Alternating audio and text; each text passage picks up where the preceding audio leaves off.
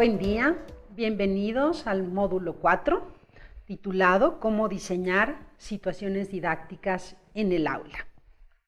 Este módulo es un módulo al que le tenemos mucha expectativa porque queremos trabajar con ustedes cómo diseñar situaciones didácticas que les permita tener herramientas para trabajar en estos colegiados. Así que el propósito principal de este módulo es proponerles una metodología, por supuesto flexible, que contribuya a desencadenar procesos pedagógicos que favorezcan el desarrollo, seguimiento y evaluación de las competencias de los estudiantes a través de diseñar situaciones didácticas. Y vamos a trabajar en este módulo 3 partes, y en la primera vamos a ver exactamente cómo es que se diseñan las situaciones didácticas de aula en el contexto de un trabajo más amplio a nivel escolar. Les proponemos un par de preguntas para que ustedes vayan reflexionando y irnos acompañando en este módulo. ¿Cuáles son las situaciones de enseñanza que con mayor frecuencia ustedes desarrollan en sus aulas? ¿Qué tipo de actividades proponen? ¿Qué armonía plantean con respecto a docentes que imparten las mismas asignaturas? ¿Cuáles son los mecanismos que ponen en práctica, sobre todo para conversar con otros colegas que imparten esos mismos campos disciplinarios? ¿Conversan en sus cuerpos colegiados, en sus academias, sobre las estrategias didácticas que se van a implementar en clase? Estos son básicamente algunos aspectos que trataremos en este módulo y por lo cual les pedimos que nos acompañen en este trabajo. Hola Alejandra, ¿cómo están? Pues como mencionaste, vamos a comenzar a hablar de una propuesta de organización de redes de academia para trabajar la planeación de situaciones didácticas y la evaluación de los estudiantes de cada asignatura, de manera que el trabajo colegiado contribuya a la evaluación de las competencias genéricas y disciplinarias del marco curricular común, mediante situaciones de aula, situaciones interdisciplinarias, etc. ¿Sí? Un punto de partida que podemos tomar para este tema es que recordar que la RIEMS, la Reforma Integral de la Educación Media Superior, ha postulado que los procesos de enseñanza y aprendizaje deben contribuir a la formación integral de los alumnos y que por eso en los procesos de aprendizaje debe promoverse el desarrollo de las competencias del marco curricular común. Ahora, ha sido una propuesta común que se piense que estas competencias del marco curricular común, disciplinarias y genéricas, se trabajen fundamentalmente en proyectos interdisciplinarios o en productos integradores. Sin embargo, parecería que esas son como situaciones de excepción dentro de lo que es el trayecto de los alumnos a lo largo de la educación media superior. Y hay mucho tiempo que dedican al aprendizaje de contenidos curriculares específicos y uno se preguntaría qué pasa en ese tiempo que aprenden los contenidos específicos, cómo desarrollan ahí sus competencias genéricas y disciplinarias. Entonces lo que vamos a tratar ahorita es precisamente cómo es que el tratamiento de un contenido curricular específico contribuye a la formación integral de los alumnos, o bien, poniéndolo en los términos en que lo maneja el modelo educativo y la propuesta de programas que tiene, de planes y programas, cómo promover que el desarrollo de competencias genéricas y disciplinarias y llevar a cabo su evaluación en el contexto de la enseñanza de contenidos curriculares específicos y mediante la evaluación de los aprendizajes esperados que se le asocian, ¿no? Creo que es un punto importante de esta propuesta, cómo en el día a día, en contenidos curriculares puntuales, vamos a propiciar este aprendizaje y este desarrollo de competencias. Se ha dicho que los aprendizajes esperados contribuyen al desarrollo de cada una de las competencias genéricas y disciplinarias. Esto ocurre, pero no de manera lineal como a veces se ha mostrado, sino más bien es un proceso que podría parecerse a una espiral en el que una nube de aprendizajes esperados de diferentes asignaturas contribuyen a diferentes aspectos de una competencia y en su conjunto van propiciando su desarrollo, reforzando sus recursos, etc. Pero también hay que decir que el desarrollo de las competencias genéricas y disciplinarias también es la base sobre la que se van construyendo los aprendizajes esperados y se va avanzando en la formación de los alumnos. En cuanto al diseño de situaciones didácticas centradas en un contenido curricular específico, podríamos preguntarnos cuáles son las decisiones que hay que tomar, con quién interactuar para tomar esas decisiones, qué aspectos tomar en cuenta, y sobre todo pensando en cómo es que la planeación, implementación y evaluación de una situación didáctica centrada en un contenido curricular puede contribuir no solo a las competencias de los alumnos, sino a las competencias del propio docente para su desarrollo profesional.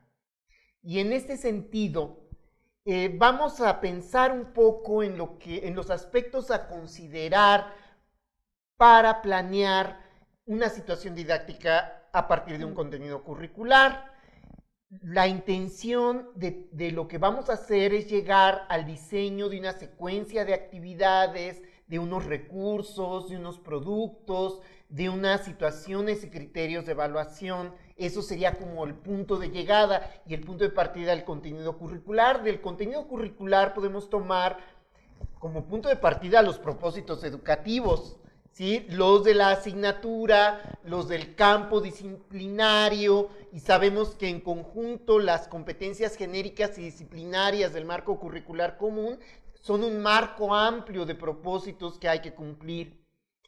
También hay que considerar que ese contenido ocupa un lugar específico en el currículum, tiene ciertos antecedentes, ciertos contenidos que se relacionan como precedente del mismo y ciertos consecuentes, ¿sí? Por ejemplo, para estudiar trigonometría, los alumnos tuvieron que haber estudiado elementos de geometría euclidiana, ¿no? Y el conocimiento de la trigonometría puede ser una base para ciertos aspectos del cálculo integral, ¿no? Estos antecedentes y consecuentes le dan cierta relevancia al contenido en el currículum, pero también hay otros vínculos con otros contenidos que se pueden establecer. También algo esencial y en lo que vamos a centrar la atención más adelante es la construcción de contextos de significación que le den sentido al contenido para el alumno en contextos sociales, personales, relacionados con la naturaleza o bien contextos teóricos más de intelectualización. Y además, de qué manera este contenido, su conocimiento y su manejo requiere ciertos recursos de parte de los alumnos que están relacionados también con las competencias genéricas y disciplinarias, ¿sí? Y sobre todo, vamos a considerar en el diseño de una situación didáctica el perfil de los estudiantes, cuáles son sus conocimientos previos, ¿sí? Más adelante vamos a hablar de esto también, pero muchas veces se ha identificado los conocimientos previos del estudiante con los antecedentes curriculares del contenido y son cosas muy distintas, ¿sí? No es lo mismo que un alumno sepa del contenido que tuvo que haber visto en el curso pasado a cómo interactúa con el contenido que se va a estudiar en función de su experiencia de vida, de sus expectativas, de su forma de razonar sobre los contenidos específicos, etc. ¿Sí? Más o menos en este marco podemos hablar del diseño de situaciones didácticas. Y para eso vamos a pensar en diferentes grupos de docentes y de otros actores del plantel que pueden interactuar en una red de academias, ¿sí? Entre ellos podemos pensar en docentes de la misma asignatura, docentes del mismo campo disciplinario, docentes que imparten clase al mismo grupo y a la misma generación, o directivos y docentes de todo el plantel. En toda esta red de colectividades, en esta red de academias que le hemos llamado, podemos pensar de estas decisiones, de estos aspectos que hay que considerar, cuáles pueden ser los propósitos de estos colectivos, ¿no? Entonces, por ejemplo, si vamos a diseñar una situación didáctica sobre un contenido curricular específico, ¿en qué me puedo poner de acuerdo con docentes que trabajan la misma asignatura que yo? Uno de estos aspectos es, por ejemplo, propiciar que los alumnos aprendan más o menos lo mismo sobre el contenido curricular en condiciones similares. Muchas veces se busca que todos los docentes de la misma asignatura del mismo semestre compartan las actividades, productos, recursos, etcétera, todo para que los alumnos aprendan lo mismo. Es una posibilidad, no es la única. Lo más importante es que hagan un análisis compartido del contenido curricular para identificar los recursos implicados en las competencias genéricas y disciplinarias y identificar los vínculos relevantes con otros contenidos curriculares y que eso oriente el diseño que cada uno de ellos pueda hacer de su situación didáctica. Pueden compartir la misma situación didáctica, pero es una opción. También existe la libertad de cátedra, ¿no? Y ese diseño de situaciones didácticas va a estar relacionado, como lo mencionamos, con la definición de contextos que den significatividad a los contenidos, tomando en cuenta las ideas que los docentes tienen sobre los alumnos, de cómo llegan, qué saben, cuáles son sus referentes relevantes, etcétera, ¿no? También con los docentes de la misma asignatura se puede asegurar que los alumnos sean evaluados mediante criterios y recursos compartidos y y además una dimensión extra es que se propongan criterios compartidos para evaluar el funcionamiento y la eficacia de la situación o las situaciones didácticas. Si pensamos que este trabajo en colegiados es un espacio para la formación docente, el intercambiar la experiencia de ver cómo funcionó la situación didáctica no solo nos permite mejorar la situación en sí misma, sino el desempeño de cada uno como docente, ¿no? Bueno, ahora, ¿qué pasa con los docentes del mismo campo disciplinario?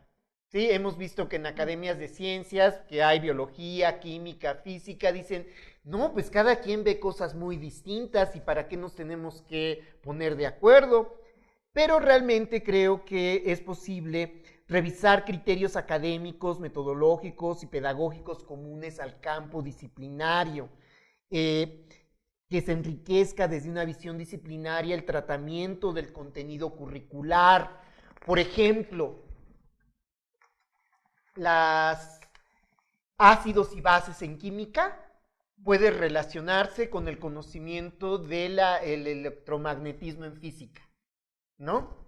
Ya ahí hay elementos comunes que desde el mismo campo disciplinario dicen que hay cosas que poner en contacto, ¿no?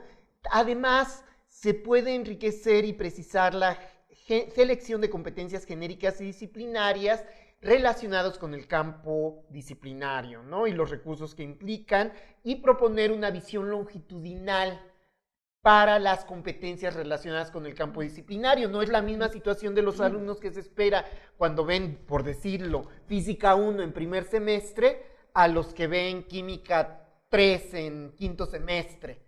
No soy preciso en eso, pero la idea es que sí, en el mismo campo disciplinario, sí hay asignaturas que corren a lo largo del currículum y se puede ir viendo cómo van a ir avanzando los alumnos.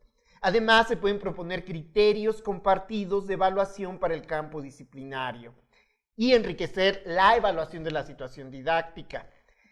Un grupo muy importante son los docentes que imparten clase al mismo grupo de alumnos o a la misma generación, porque entre ellos se pueden asegurar que las situaciones didácticas en proceso de planeación sean contribuyan al desarrollo equilibrado de competencias genéricas. Desde ahí es donde se puede proponer una visión interdisciplinaria real de los contenidos, compartir y analizar los resultados de aprendizaje para integrar una evaluación de las competencias genéricas de los alumnos más allá de las calificaciones de las asignaturas individuales, ¿no? Y en ese sentido pueden construir y compartir un diagnóstico común del grupo de alumnos y valorar los avances y atender las situaciones problemáticas de ellos. Y además, compartir puntos de referencia para la evaluación del desempeño docente, porque ¿qué tal si el docente de una asignatura dice, es que no me salió mi situación didáctica porque estos alumnos son muy desorganizados, son muy latosos, etcétera, pero otros docentes dicen, no, conmigo trabajan muy bien, aprendieron todo lo que planteamos, etcétera. Entonces, el primer docente tiene que decir algo así como, ups, algo no estoy haciendo bien, no, algo puedo replantear en mi trabajo para tener mejores resultados con estos alumnos. Y bueno, también se puede hablar de lo que se puede hacer en plenaria. Solo voy a mencionar un punto ya para terminar, que es fundamental y que hemos mencionado en otros momentos de este curso, y que es todos los directivos y docentes del plantel deben compartir una concepción sobre el proyecto educativo de la institución y del plantel y sobre los procesos de enseñanza y aprendizaje, ¿sí? Esta visión común es lo que va a permitir, además, construir y compartir evaluaciones globales del aprendizaje sobre la cual se diseñen énfasis, orientaciones sobre los que va a correr la planeación escolar. Y por eso es que hemos dicho a lo largo de este curso que la planeación de aula debe estar subordinada a la planeación escolar, y por eso ahora reiteramos además de que la planeación de aula es un compromiso colectivo que involucra a los diferentes actores de la comunidad escolar. Muy bien, para cerrar esta partecita, los invitamos a desarrollar la primera actividad de este módulo. En la guía para el desarrollo y evaluación de competencias genéricas y disciplinarias que ha publicado COPENS, pero bueno, en la plataforma van a encontrar el documento específico. Se hace una propuesta que no es la única, sobre la dinámica que pueden seguir estas academias, este conjunto de academias para contribuir a la planeación, implementación y evaluación de situaciones didácticas centradas en contenidos curriculares específicos que contribuyan al desarrollo de las competencias genéricas y disciplinarias. Ahí se describe un proceso de interacción que pueden tener estas academias. Les vamos a pedir que lo lean con atención y que ustedes propongan qué decisiones podrían tomar en cada etapa del proceso ahí descrito con cada uno de los grupos que se proponen y que son los que hemos descrito ahorita, ¿no? Y en particular, proponer cuál es el papel que jugaría los servicios de orientación y tutoría en ese proceso.